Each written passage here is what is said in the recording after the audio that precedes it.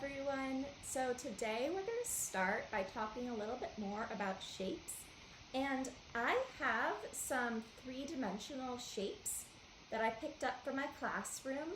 And I'm going to show you what these look like, and we'll talk more about defining and non-defining attributes of shapes.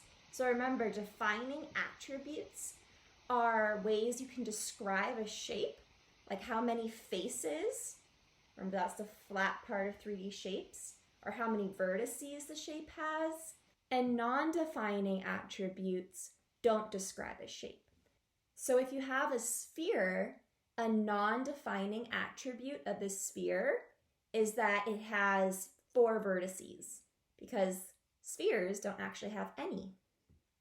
So we're going to talk a little bit more about attributes today, and then I'm going to be teaching you a new game called iSpy, and you're going to play it with somebody at home.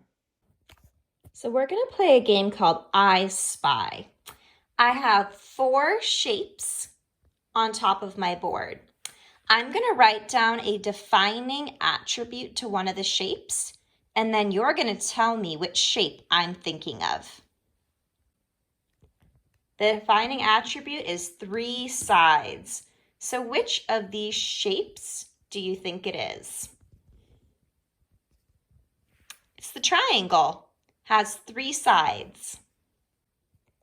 Our next problem, this shape has 6 vertices. So which of those shapes has 6 vertices? Our hexagon. Our hexagon has 1, 2, 3, 4, 5, 6 vertices. We'll do one more. All right, 0 sides. Which of those shapes has 0 sides? It's the circle. Nice job. Now we're going to switch to 3-dimensional shapes. Here are some 3-dimensional shapes, and then I have the shapes that are actually 3-dimensional, and we're just going to match them to their picture. So the sphere, here's a bigger sphere and a smaller sphere, and it looks just kind of like a ball you might play with. The cube looks kind of like a large dice, but remember what's important about a cube, which makes it different than a rectangular prism, is that every side has to be a perfect square. So that means the sides are all the same length and they all make squares. All right, and there's a smaller cube. Cylinder. I actually have 2 different sizes of cylinder. I have the one that's a little shorter and wider, like that cylinder, and then I have a longer and more narrow cylinder. A cone. This one looks like an ice cream cone. It has a flat side that can sit on, and it has a side that goes into a point. And there's a small cone. Rectangular prism.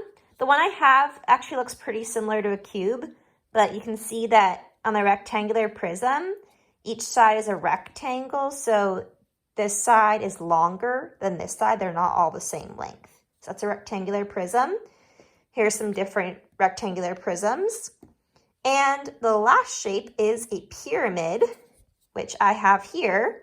And the pyramid has 4 flat faces going around it, and then the 5th flat face is on the bottom.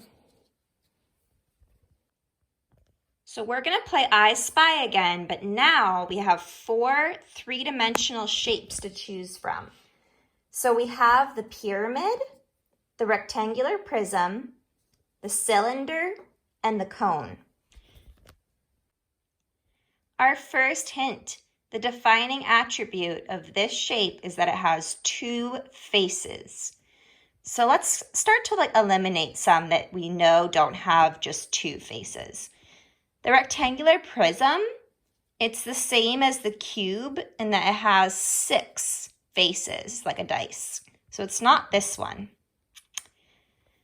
The pyramid has 1, 2, 3, 4, 5 faces. It's not that one. The cone only has one flat face. How many faces does the cylinder have? 2. So it's the cylinder. Let's try again. All right, the next iSpy, this shape, its defining attribute is that it has 8 vertices. It has 8 points on it. So let's eliminate some again.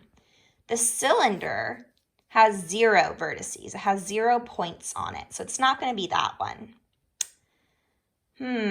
What about the pyramid? It has 1, 2, 3, 4, 5 points, but we're looking for 8, so that's not correct. I can already tell this one doesn't have enough vertices. What about the rectangular prism? 1, 2, 3, 4, 5, 6, 7, 8. Yep, it is the rectangular prism.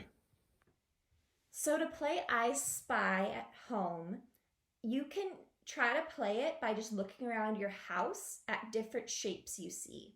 So I might see a painting on my wall and say, oh, that looks like a rectangle. That's the shape I'm going to be thinking of in my brain when I try to describe it to somebody else. I could look at that picture on the wall and say, I spy a shape that has 4 vertices.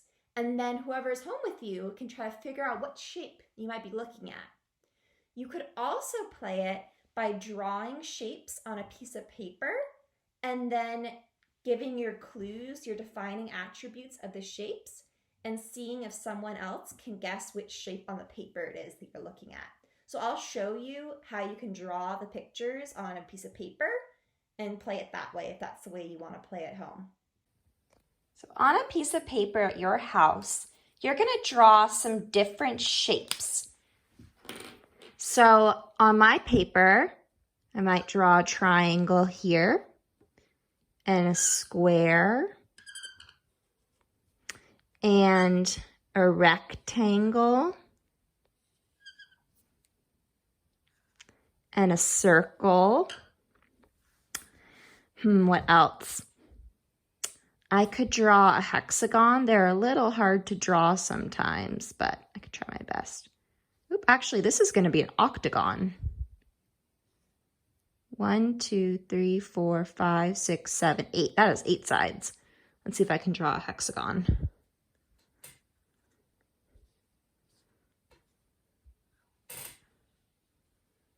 One, 2, 3, 4, 5, 6. There we go. So you're going to draw some different shapes on a piece of paper to play iSpy.